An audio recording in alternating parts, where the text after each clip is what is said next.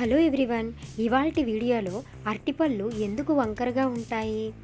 మనం రోజు చూసే కూరగాయలు, పళ్ళు అవి భూమి వైపుగా పెరగడం చూస్తూ ఉంటాం.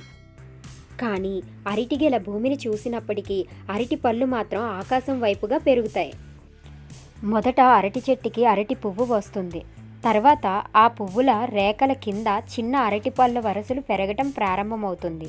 ఆ పిలకలు పెద్దవి అవుతూ అరటిగెల తయారవుతుంది. ఇలా అరటిపళ్ళు పెరిగే సమయంలో నెగిటివ్ జియోట్రోపిజం అనే ప్రక్రియ జరుగుతుంది. నెగిటివ్ జియోట్రోపిజం అంటే సాధారణంగా భూమి దేన్నైనా తన వైపు లాక్కుంటూ ఉంటుంది. దాన్నే మన ఆకర్షణ అంటాం. అరటిపళ్ళు ఈ గ్రావిటీకి లొంగవు.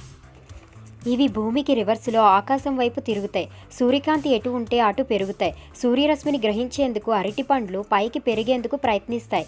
ఆ క్రమంలో అవి వంకరవుతాయి. పండ్లు పూర్తిగా తయారయ్యేసరికి కొంత వంకరగా ఉండడం మనం చూస్తాం. అరటి చెట్ల ఆకులు పెద్దవిగా ఉంటాయి. వాటి కింద పెరిగే అరటిగెలకు సూర్యకాంతి అంత త్వరగా రాదు. ఆ కాంతి కోసం అరటికాయలు పైకి పెరుగుతాయి. ఈ అరటి చెట్టులో ప్రతిదీ మనకి ఉపయోగపడుతుంది. ఆకుల్లో భోజనం చేస్తాం.